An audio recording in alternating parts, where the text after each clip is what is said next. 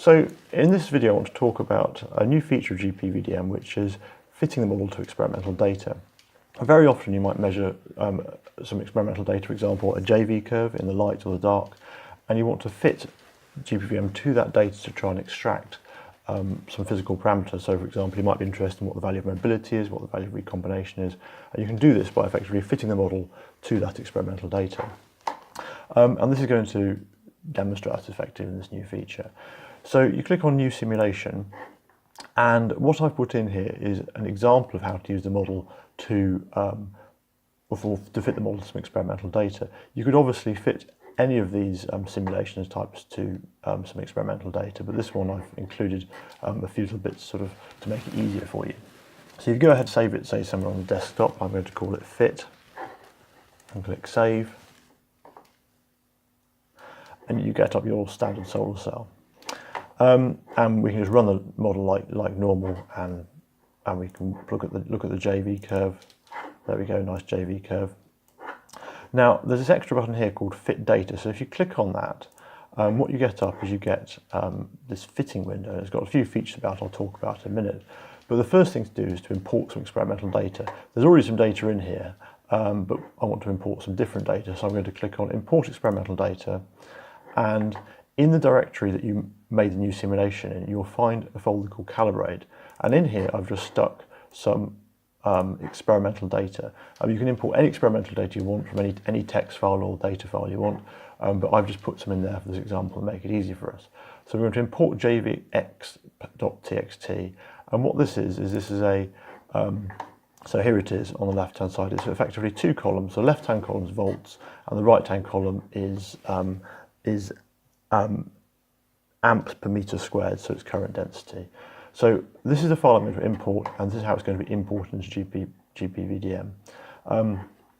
So here we've got the X label as wavelengths, so that's not correct. So what I'm going to do is set this here to volts, because I know the data we're trying to read is in volts. And the second column is the Y label. This column, that I know that's in amps per meter squared, so I'll just select that. And this file, this gpvdm input file, will be generated with all the correct labels and things like that. And if you scroll down to the data, we can just look at it here and check that it's sane.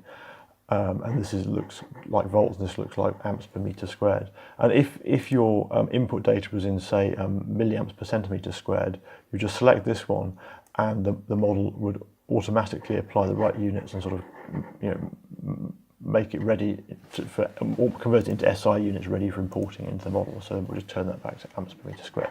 You click Import, and our JV curve appears in our fitting window. Then what we can do is we go to the run menu, and we click one iteration. This means we're just going to fit for just one go, just to effectively see how good or bad our experimental data is to our current JV curve we got in the model. So we'll just run one iteration, and what it's done is you'll see the solver fire.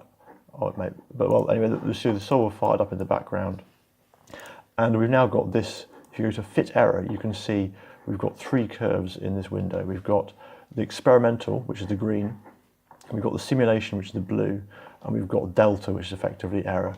You notice that this curve here is in, well, it's just got X and Y, but this is quite obvious. This is units of current, and this is units of volts. This window has been normalized to 1, so effectively these curves have been normalized to sort of help the fitting process. So what we want to do is effectively minimize this error. So this error is a difference between the two curves. And to do that, we just click Run Fit, and we'll do that in a second. But before we do that, I want to show you around some sort of parameters. So the first thing to notice is this configure button. So if you click on that, it brings up this sort of fit configuration window. There's a few parameters. I won't go through them all in detail. I might do another video on that. But the key thing is the fit to variable window. And here you've got all the parameters that can be changed or not changed. So in this case, we're going to fit, here it's got device, so it says charge on left contact, so we'll fit that one. And we're going to fit the electron mobility. We're not going to fit the whole mobility. I'll talk about that in a minute. We're not going to fit the ion density because it's not a perovskite cell. We are going to fit the contact resistance, and we are going to fit the shunt resistance and the free-to-free recombination. So that's electron-hole recombination. It's going to fit effectively mobility and recombination. If you go back to the duplicate window, and what this does, or if you notice in the fit variable window, we were only fitting electron mobility and charge on the left contact. And you thought, well, you know, what about hole mobility? Is that not being fit too? Well, this duplicate window effectively copies one parameter to another parameter. So, for example, if we copy this line here, copies the electron mobility to the hole mobility, or the electron tail slope to the hole tail slope. And what this means is making effectively the fit symmetric. So when we change electron mobility, it'll be copied to the hole mobility. And what this means is we can effectively have fit symmetric or unsymmetric devices.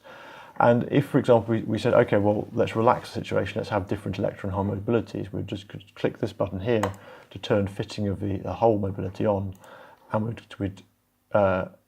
turn this duplicate function off. So now the electron hole mobility are effectively independent, but we won't do that this time. So now if we close that window and we just click Run Fit, we can see the fit running here on the left-hand side. And the fit's updating here in this window. And in the fit progress, oh, I won't click that yet, we'll just watch the fit for a little while. And in a few iterations, it really has got the answer. There we go. I think that's good enough. Yeah, that's pretty good. So we'll stop it there. It won't stop automatically, you've got to click stop. If you look in fit progress, it effectively shows you how the fit has improved as a function of time. So that's it. If we well, there's one last thing. If we just rerun the fit, so we just run the fit. If you go to the electrical parameter window, you can actually see what electrical parameters it's changing as the models run. So here we can see the electron mobility changing, and we're only changing sort of in the second decimal place now because it's fit quite well, and we can see the recombination constant also changing. Occasionally you'll get a minus here. You might think, oh well, that's unphysical. It's okay that the model realizes the minus is unphysical and just multiplies it by -1. So that's it. That's fitting. And of course, but of course, you can then pull these values of mobility and stuff out and use those in your, to understand the device. So that's it really. I hope you found that interesting and useful. Yeah, thank you very much.